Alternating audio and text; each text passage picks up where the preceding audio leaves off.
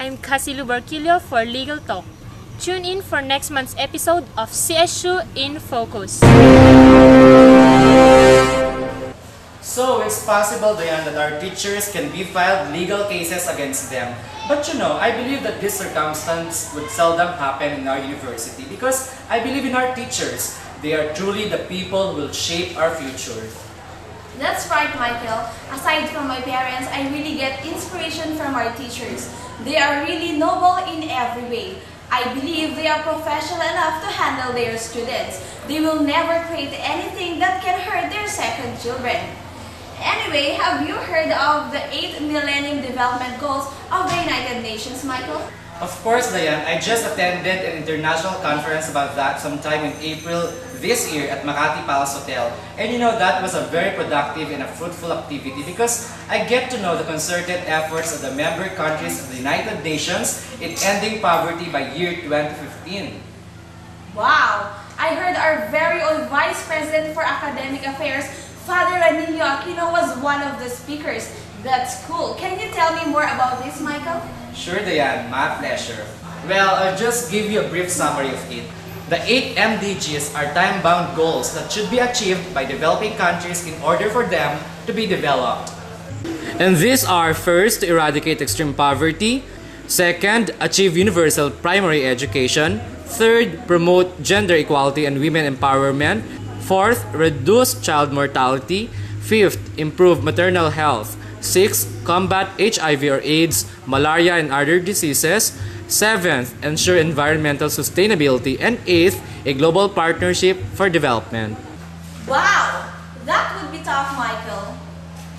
Anyway, speaking of the 6th MDG on combating AIDS or HIV, this is very interesting. Indeed, HIV is very alarming because this is fatal.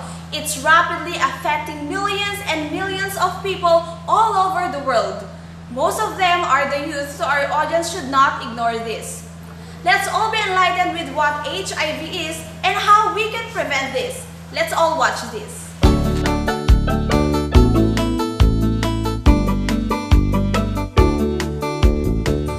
A man who is healthy is truly wealthy. This is Christine Karen Zadon for Health Watch. In this segment, you'll be able to realize how important your health is. We will give you tips on the proper food to eat, the right exercise for your body, and the best way for you to have a healthy body. Live a life with a healthy body. This is Health Watch.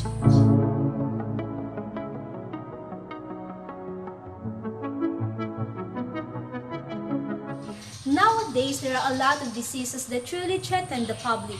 One of which is the HIV or the human immunodeficiency virus. HIV lives in the blood and other fluids that contain red and white blood cells. It is a virus that destroys our immune system, whose function is to protect and fight off infections that may occur in our body. It can also attack cells of the brain, nervous system, digestive system, lymphatic system, and other parts of the body.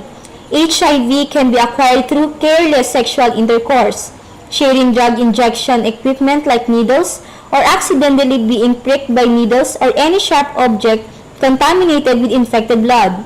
A person can also get HIV when infected blood was used in transfusions. Another way by which HIV can be transmitted is during pregnancy, childbirth, and breastfeeding, where the virus is passed from mother to child. But remember, this disease is not transmitted through casual contacts. It can only be transmitted when blood and other fluids are involved. According to medical experts, doctors have not yet discovered a cure for HIV. Once you've been infected, you'll have it for life. However, they have suggestions by which this can be prevented. Dapat kasi you should have a strong family values. Okay? Then, if you cannot, then practice safe sex.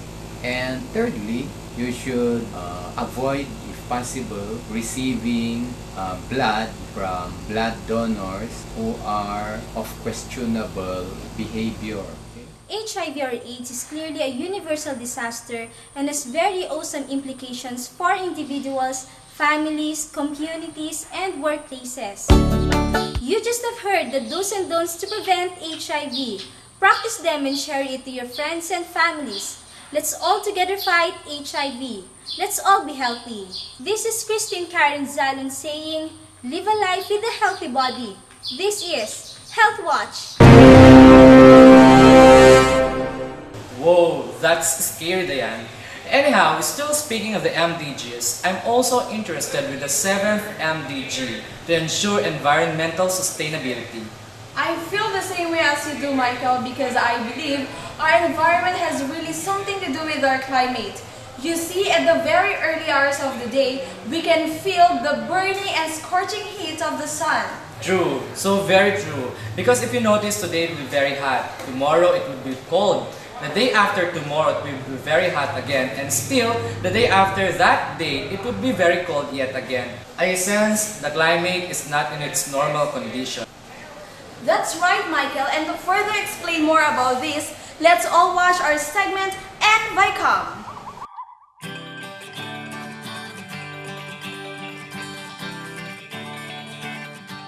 Get ready to be attached with nature. Watch Envicom, a program where you can learn, benefit, and keep in touch with your environment. One of the major and most recent problems of our country, especially here in Cagayan, is the effect of global warming. Global warming, as commonly described, is the increase of temperature in the surface of the earth. Everybody is affected with the extreme heat in the province, which is a transparent effect of the global warming.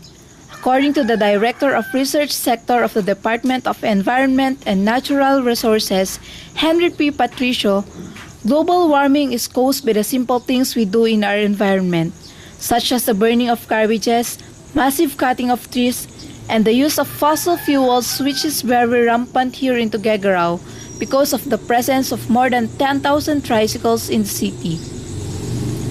To alleviate the effects of global warming, Director Patricio said that we should start basically in our homes with the proper disposal of garbages, by not burning them, by avoiding the cutting of trees, by starting to plant in our surroundings, and by lessening or avoiding the use of fossil fuels. Let's not wait for another phenomenon to strike us again. Start acting to save and protect our environment. This is Jinky Dingayan for Envicom.